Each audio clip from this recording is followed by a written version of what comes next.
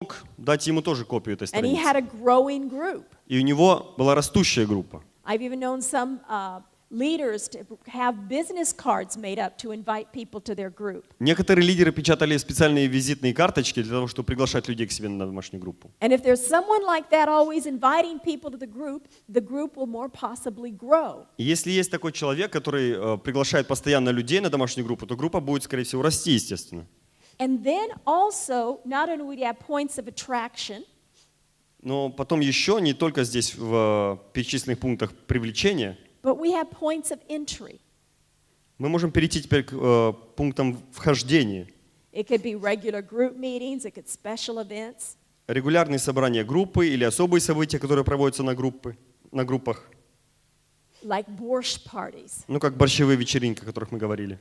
Everybody likes food, don't they? Всем нравится еда, не так ли? I know some groups where they even like games, different games. Знал некоторые группы, на которых очень любили играть. Like games, board games and other things. Там настольные игры и разные другие игры. And what they will do in a house, they will have one game in one room, another game in another room, another game in another room. You have all these games. И знаете, как одна игра в одной комнате, другая игра в другой комнате, третья в третьей комнате, везде игры. And then they'll have some games just for children. Некоторые игры были специально для детей. And it's very easy to invite unbelievers and unchurched Sophia and Simon to something like that. И очень легко пригласить нецерковных Симона и Софию на такие вот мероприятия.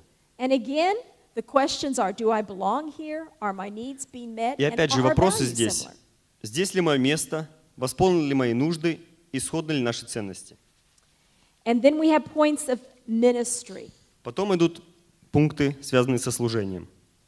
Regular group meetings, it could be special events, there can be planned visitation.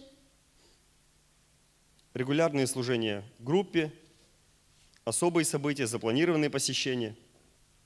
And also there can be informal, like when one group member will ask another group member, come to my house, let's have lunch together. И неофициальные, когда ты можешь пригласить человека прийти на домашнюю группу, приходи, давай вместе покушаем или там еще что-то.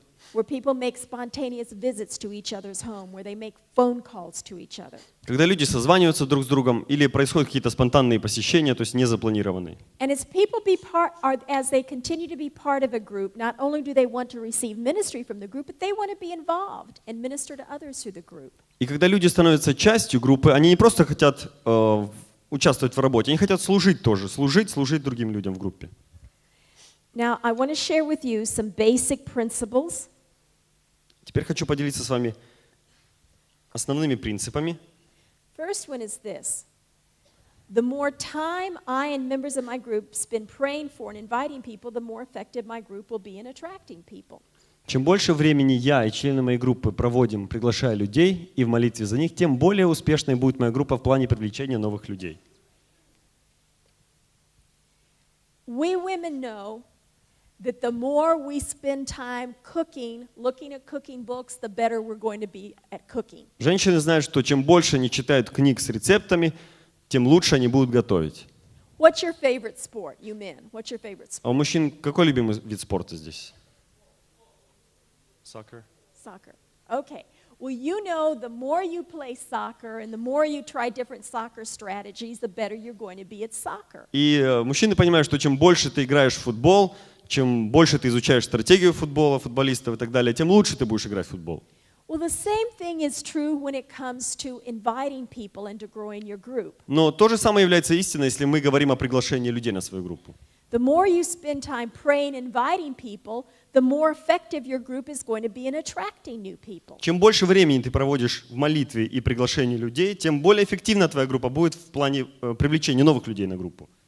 The only way any church grows and the only way any group grows is through having visitors.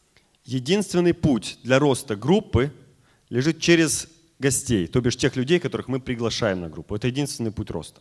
So if you don't do any inviting, no new people are going to come. Поэтому если ты не приглашаешь, то никакие новые люди на группе не появятся.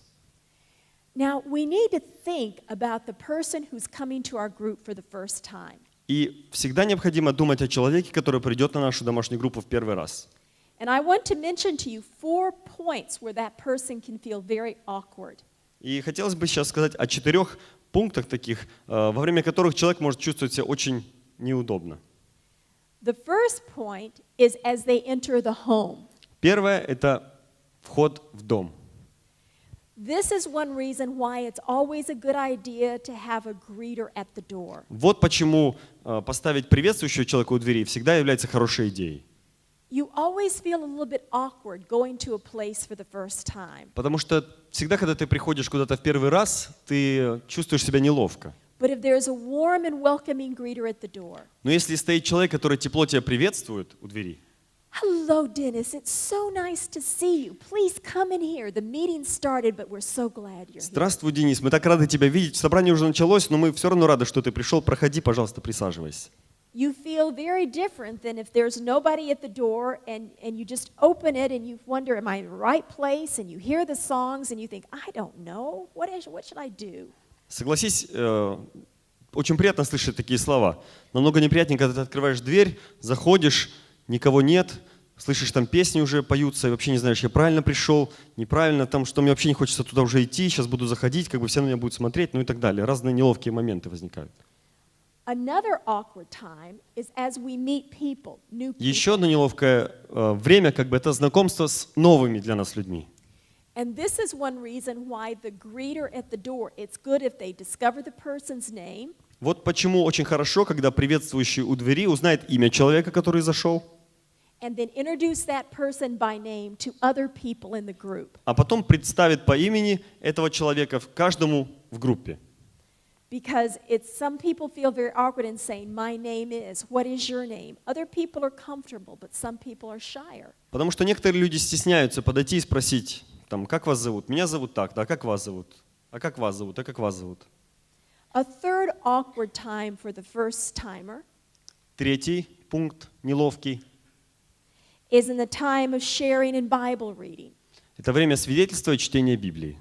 So it's important that you always have extra Bibles around. Очень важно, чтобы всегда у вас были лишние Библии, которые вы могли бы дать человеку. So if that person didn't bring their Bible, you give them a Bible. То бишь, если кто-то пришел и не имеет Библии с собой, то вы можете дать ему попользоваться Библией. Now, some people might not even have seen a Bible before. А некоторые люди, может, вообще первый раз увидят Библию, Or они раньше maybe не it's видели. always just been on the shelf. Она у них, может, всегда стояла там на полке. And so it's a good idea if you say turn to this passage, instead of watching them try to find the passage, give them your Bible and say, I'll take yours, let's switch. И когда вы говорите, давайте откроем такое-то, такое-то место из Писания, не стоит сидеть и наблюдать, как этот человек, первый раз видящий Библию, копается там в этих страницах и пытается найти это место из Писания. Поменяйте с ним свою Библию, откройте и передайте ему, говорить, давай поменяемся, вот возьми мою, а я возьму твою сейчас. And sometimes if you can say, would you mind reading this passage? Иногда вы можете попросить человека, сказать, вы не против, если вы прочитаете это место? And then a fourth time И 4-й неловкий момент, is after the meeting ends. после того, как собрание окончено. People at the end of the meeting tend to turn to other people they know. Обычно в конце собрания люди всегда поворачиваются сразу к тем, которых они уже знают, и начинают с ними общаться. And if a person has come for the first time, they many times feel, well, who do I talk to? И если человек пришел в первый раз, то он очень часто чувствует себя неловко и ищет, с кем же разговаривать, раз все уже по группам тут разбились. So the leader and the greeter and the host Поэтому лидер, приветствующий и хозяин дома at the end of the meeting need to pay special attention to first-time people. в конце собрания домашней группы должны уделить особое внимание людям, пришедшим первый раз. I've watched so many first-time people to a group at the end of the group meeting. They leave quickly because they don't know who to talk to. Я очень часто видела, как люди, пришедшие в первый раз, сразу после окончания собрания группы быстренько уходят, потому что они не находят, кому можно присоединиться и говорить.